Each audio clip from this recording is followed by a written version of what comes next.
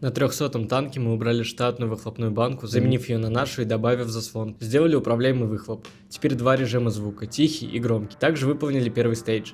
Прирост в мощности составил 50 лошадиных сил. Было 220, стало 270. Крутящий вырос с 380 до 470.